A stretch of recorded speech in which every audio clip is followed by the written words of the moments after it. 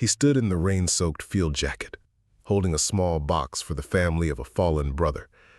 The bus driver looked at him like he was excess baggage. It was the kind of autumn morning that seemed to scrape the warmth out of your bones. Roseville's bus station stood half asleep in the gray light, its flickering sign buzzing in the mist. The air smelled faintly of wet concrete and burnt coffee from the vending kiosk. A few commuters huddled near the entrance, murmuring into their phones, stamping their feet against the chill. Jackson Miller appeared without fanfare, as if the fog had simply let him go. His army field jacket, olive once, now dulled by decades, hung heavy on his shoulders. The fabric had softened with time, frayed of the cuffs, its pockets sagging. On the left breast, where a rack of ribbons might once have been, there was only a single faded patch. The edges were curling, its colors muted to near oblivion. You could look right at it and not recognize what it meant. In his hands, he carried a small cardboard box, bound with rough twine. The way he held it, balanced carefully in both palms, made it seem far heavier than it looked. Inside, wrapped in cloth, was a gift for a family in Bailey Hill. Not flowers, not money. Something harder to explain. The kind of thing you carried across years because promises don't expire. He joined the short line for the 9:10 bus. His breath rose in slow clouds as he waited, eyes fixed on the painted schedule board. When his turn came, he stepped to the counter, pulled a few folded bills from his jacket. "Bailey Hill," he said, voice low but clear. The ticket clerk didn't look up right away. She was young, chewing gum, scrolling on her phone.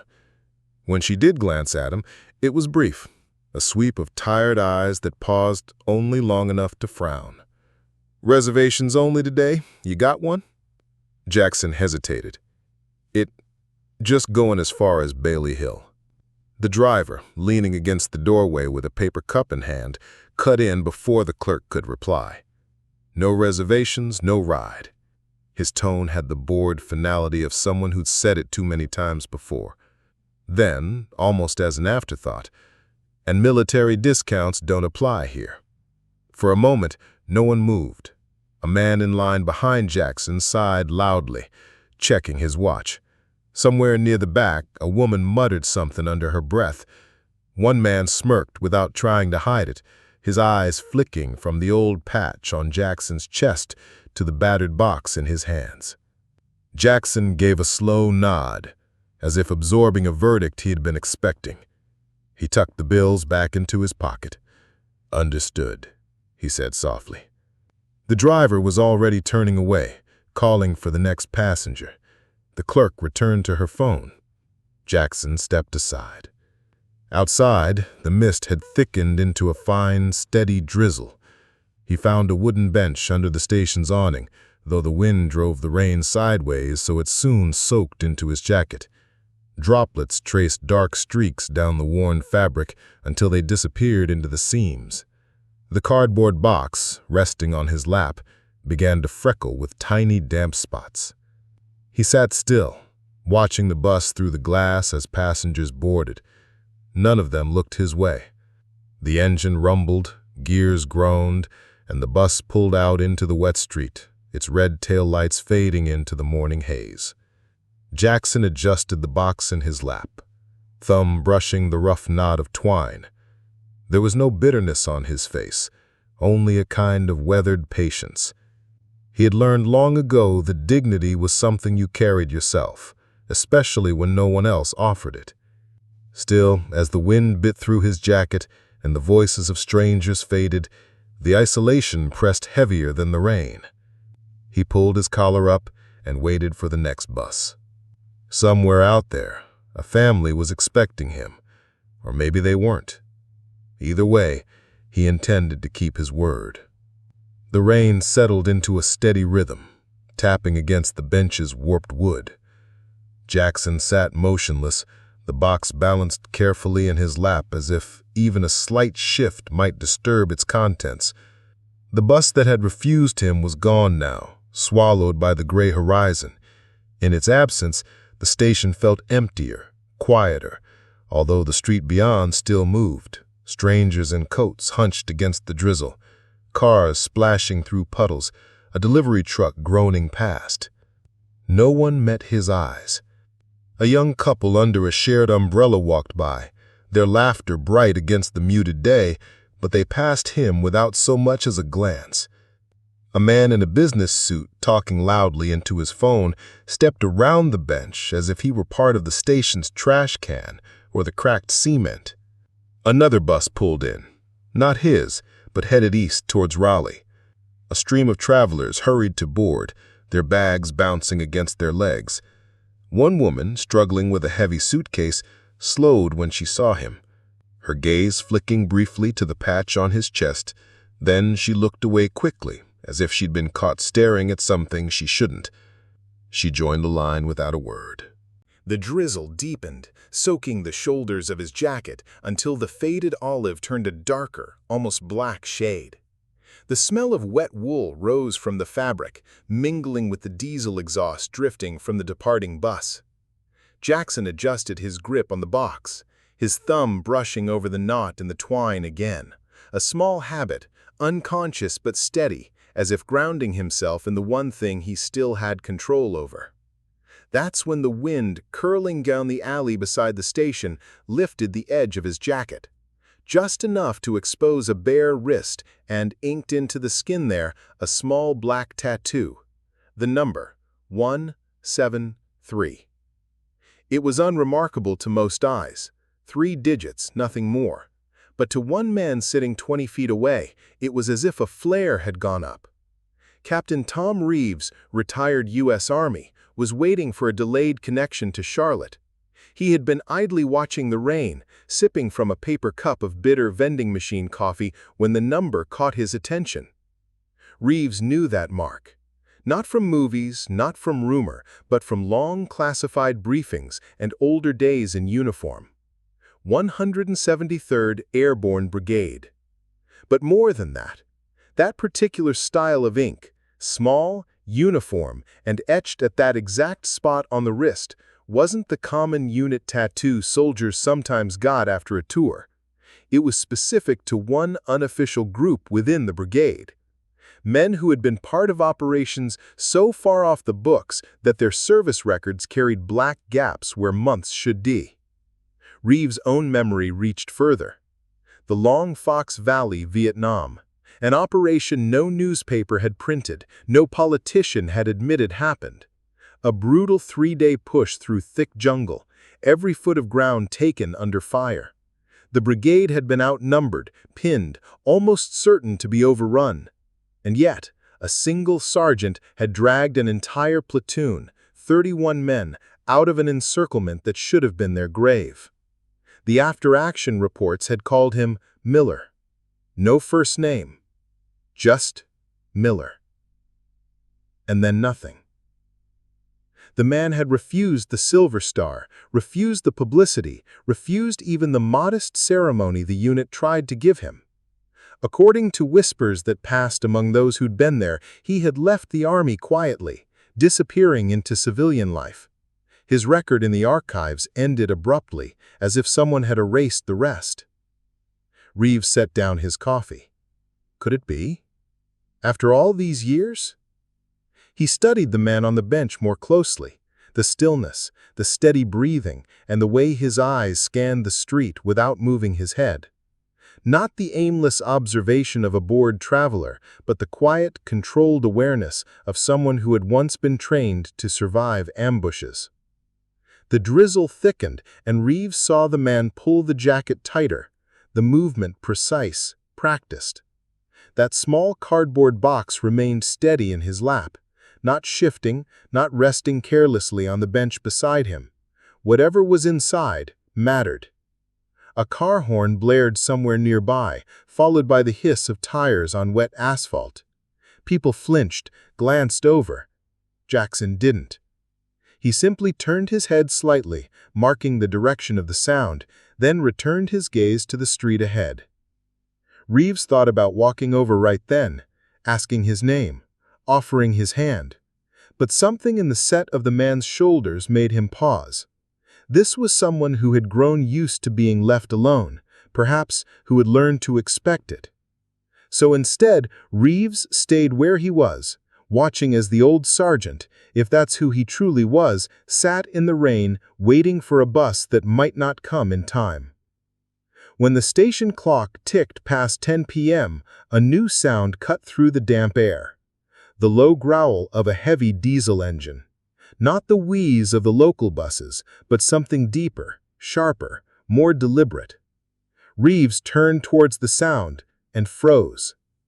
Pulling into the lot was a military bus, its paint a clean regulation green, bearing the unmistakable emblem of the 82nd Airborne Division. Even before it rolled to a stop, Reeves felt the shift in the air. Heads turned, conversations stalled. You didn't see buses like that here, not without a reason. The door hissed open, and the first man down the steps was unmistakable. Tall, broad-shouldered, the kind of presence that made space without asking. The eagle patch of the division sat on his sleeve, the silver star of a major general shone on his shoulders.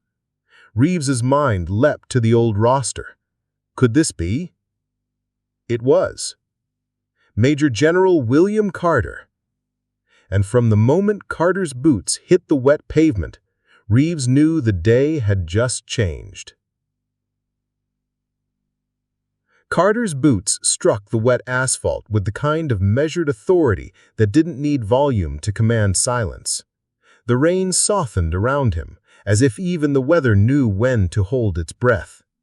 Two aides in dress uniforms followed, but kept half a step behind, the respectful shadow of subordinates who knew when not to speak. The Major General scanned the small bus station with a quick assessing sweep. His eyes paused on Reeves, a flicker of recognition, then moved on, locking without hesitation on the solitary figure on the bench. Reeves didn't wait. He moved fast, cutting the distance between them in purposeful strides. "Sir," he said, saluting sharply despite the drizzle, "there's someone here you need to meet." Carter tilted his head, already listening more than asking. Reeves spoke quickly, voice low but intense. "Name's Jackson Miller. I think you'll remember him from Long Fox Valley." The reaction was immediate. Carter's expression didn't soften, it sharpened. His jaw tightened, the kind of shift that came when battlefield memories resurfaced uninvited. "Miller," he said, just loud enough for Reeves to hear. "You're telling me that Miller is sitting on that bench?" "Yes, sir. Box in his lap, wearing the patch. He hasn't said much, but I'd stake my name on it." Carter didn't ask for more. He didn't need to. In one decisive motion, he turned to his aides. "Hold boarding. Stop everything." The command carried across the lot. The few civilians lingering nearby froze, sensing a pivot in the air. Even the station clerk leaned out from behind the counter, suddenly alert. The aides relayed the order to the bus driver, who cut the engine at once. Passengers peered out from the windows, curious at the sudden pause. Carter started forward, each step unhurried yet unstoppable, the kind of walk that was less approach and more inevitability. The rain caught on the brim of his cap, rolling off in thin rivulets. Jackson, for his part, had noticed the movement the moment Carter stepped off the bus. His gaze had lifted, steady, measuring the approach without surprise. When the general stopped in front of him, the two men simply regarded each other for a moment. No handshake, no salute yet. Just the quiet recognition of people who had read the same unspoken language in another lifetime. "Sergeant Miller." Carter's voice was low, but it carried the weight of an order. Jackson shifted slightly, his hand still resting on the box. "I don't have a reservation," he said, after a pause, as if the words were a shield against disappointment. "I have an order," Carter replied, and with deliberate precision, he snapped to a crisp salute. The sound of his boots coming together under the awning echoed under the awning, sharp as a rifle report. Conversations across the terminal died into absolute silence. Jackson's eyes narrowed just slightly, as though searching for the catch in all this. Slowly, slower than protocol demanded, he returned the salute. "You're coming with us," Carter continued. "Your seat's waiting." Something unspoken passed between them then, a ledger of debts, battles, and years that didn't need explaining. Finally, Jackson rose, the damp fabric of his jacket whispering as it shifted. He kept the box close to his chest, following Carter towards the waiting military bus. As they moved, Reeves fell into step just behind, watching the faces of the civilians in the station. Where there had been impatience or indifference minutes before, there was now a strange, hushed awareness, the dawning sense that they had been in the presence of something they didn't recognize until it stood up. When Jackson reached the bus, the driver, who moments earlier had been a gatekeeper with rules, stood at stiff attention. Not a word passed between them as Jackson stepped aboard. The door closed with a hiss. The engine idled, waiting for Carter's signal to depart. But Carter didn't follow him inside immediately. He remained on the pavement for a moment, scanning the station as if memorizing the scene. His gaze landed on the clerk at the ticket window. She flinched under the weight of it. Then, without another word, he climbed the steps into the bus, the door sealing shut behind him. The engine deepened to a steady, rolling growl. Through the fogged glass, Reeves caught a glimpse of Carter leaning towards Jackson, pulling a worn envelope from his case, the kind of envelope that never traveled by mail. The bus pulled away from the station, taillights glowing red in the rain. And just like that, the quiet returned. But it wasn't the same quiet as before. It was heavier, more aware. Some of the onlookers turned back to their phones, their tickets, their coffee cups, but others kept watching the empty space where the bus had been, as if trying to work out what they had just seen. Reeves knew. And he knew that whatever waited at the end of that ride, Jackson Miller's day, and maybe his long, silent life, was about to change. The military bus hummed steadily as it cut through the rain-slicked highway. Inside, the air smelled faintly of wool uniforms and diesel, a scent Jackson hadn't breathed in years, but one he recognized instantly. He sat near the middle, box on his lap, eyes on the blurred landscape sliding past. Carter took the seat opposite him, resting the worn envelope on his knee. For a moment, he didn't speak, just studied the man opposite him, as if confirming in person what history had already told him. "You know, Carter," he began, "Bailey Hill isn't where we're going." Jackson's brow furrowed. "It's not?" "No," the general said, his tone shifting, softer but edged with meaning. "The memorial service you were headed to has been moved. New location, different audience." Jackson glanced toward the window, his silence a request for more. "It's at Fort Bradley Military Academy, Main Hall, and it's not just a memorial anymore. The entire company you pulled out of Long Fox Valley, they're there, waiting for you." The words landed heavy. Jackson's grip tightened on the box. For decades, he had carried that day in silence, the faces of those men frozen in his memory like photographs in a sealed drawer. Now, the drawer had been pulled open without warning. Carter opened the envelope and slid out a folded sheet of paper, its edges softened by time. "This came into my possession last year. Written by Lieutenant Sam Davis, about a year after the Valley. He died in a training accident not long after, but he left instructions that if you ever resurfaced, this should find you." He held it out. Jackson hesitated before taking it. The handwriting was strong, deliberate. "Jack, if you're reading this, you found your way home. We never forgot, not one single day.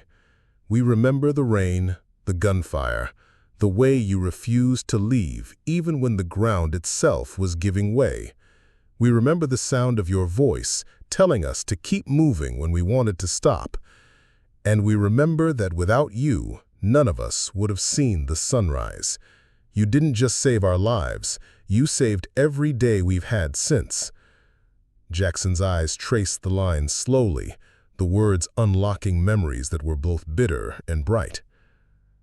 Carter leaned forward, voice low. "They're alive because of you. And today, They're going to tell you that themselves. The rain eased outside. The bus rolled on toward a reunion 30 years overdue. Fort Bradley rose out of the mist like something carved from history. Red brick buildings flanked by white stone columns, the parade ground stretching wide before them. Flags hung still in the damp air, their colors muted under the overcast sky.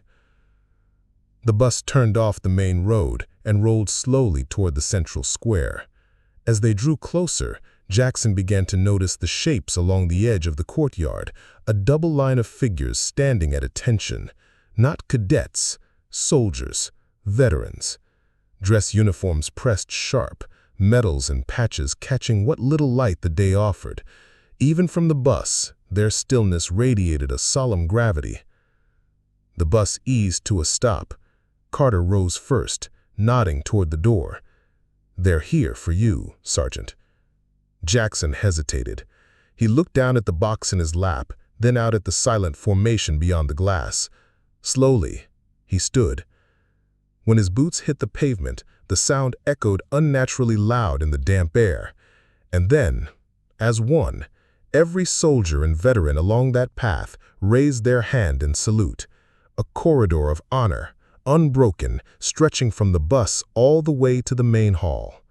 Carter stepped aside, leaving Jackson to walk it alone. The cardboard box felt heavier now, though nothing inside had changed. He held it steady, his eyes moving from face to face, men with weathered skin and eyes that understood things words could never carry. Young soldiers standing straight in borrowed traditions, a few with canes or prosthetic limbs who still brought their hands to their brows. Not a sound broke the moment.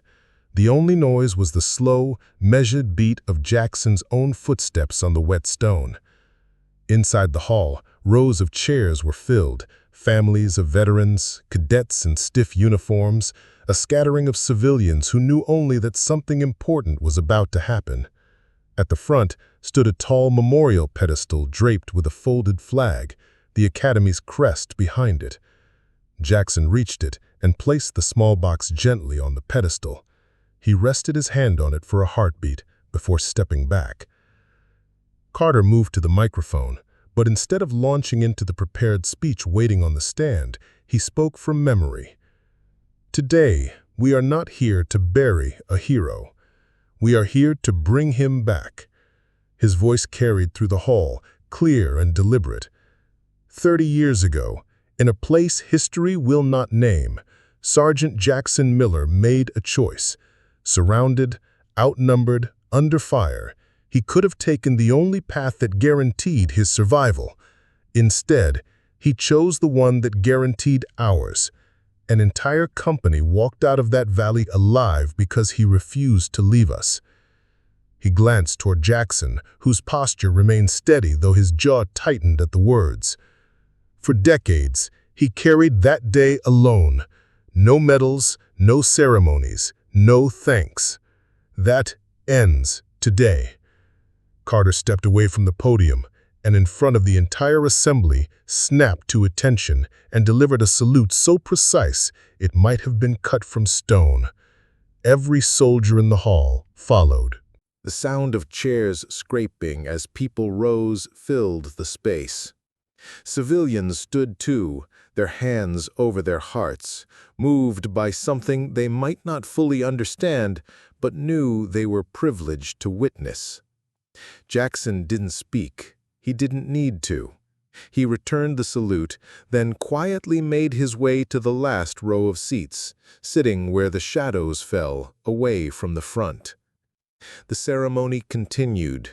Stories told by the men he had saved, laughter breaking through tears, memories carried for decades finally spoken aloud.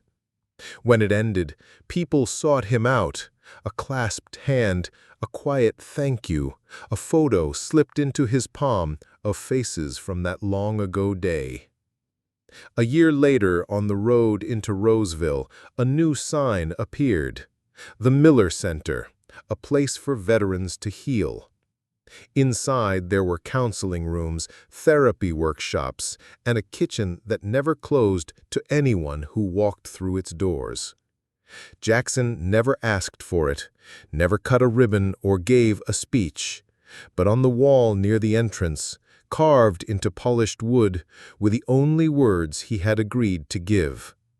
Sometimes the greatest acts happen with no witnesses, but we remember them anyway. And every person who stepped inside understood exactly what that meant.